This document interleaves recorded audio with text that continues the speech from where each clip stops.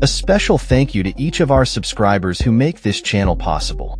Here's today's story. In a surprising turn of events, the United States has lifted sanctions against several key allies of Myanmar's military junta, following a letter of praise from junta leader General Min Aung Hlaing to President Donald Trump. The letter, dated July 11th, sought relief from the 40% tariff imposed on Myanmar and expressed the junta's readiness to negotiate a trade deal. The U.S. Treasury Department's decision to remove sanctions from 4 individuals and 3 companies came without any explanation, raising eyebrows among human rights advocates and politicians alike. The sanctions, initially imposed under the Biden administration in January 2022, were part of a broader effort to hold Myanmar's military accountable for its actions following the coup that overthrew the democratically elected government in 2021.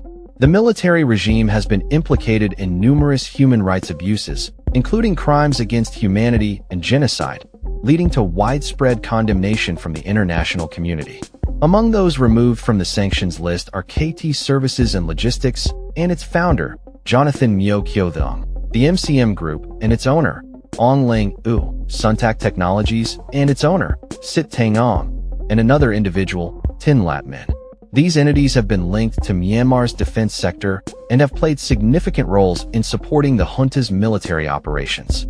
Human Rights Watch has labeled the U.S. decision as extremely worrying, suggesting it indicates a significant shift in U.S. policy towards Myanmar's military.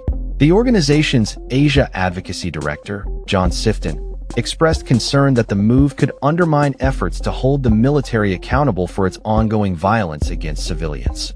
The lifting of sanctions comes at a time when the Myanmar military is intensifying its airstrikes against civilian populations, with reports of devastating attacks on schools and shelters for displaced individuals.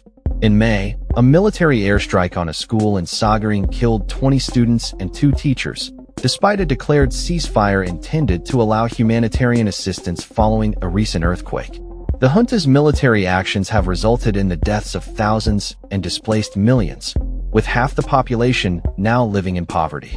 The U.S. Treasury's decision to lift sanctions has sparked outrage among those advocating for a return to democratic governance in Myanmar, as it appears to reward a regime that has shown little regard for human rights.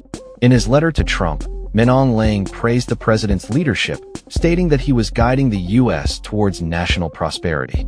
He proposed a reduction in the tariff rate to between 10% and 20%, while offering to lower Myanmar's import levies on U.S. goods to a range of 0 to 10%. This proposal came in response to Trump's notification of the impending tariff set to take effect on August 1st. The U.S. has been keen on securing supplies of rare earth minerals from Myanmar, which are crucial for high-tech defense and consumer applications.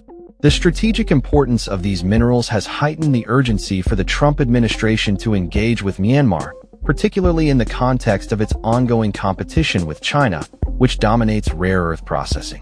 Despite the U.S. Treasury's assertion that the removals were conducted in the ordinary course of business, the lack of clarity surrounding the decision has led to speculation about its motivations.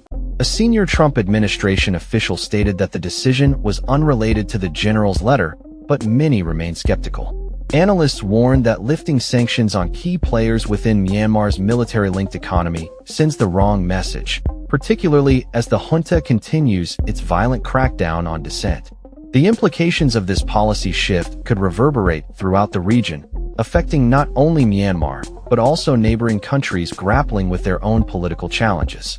As the situation in Myanmar continues to evolve, the international community watches closely, hoping for a return to democratic governance and an end to the violence that has plagued the nation since the coup.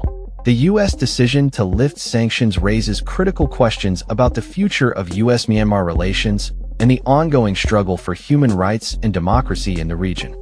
That's all for this story. We upload videos every day covering many different subjects, so hit that subscribe button to stay informed. Thanks for watching.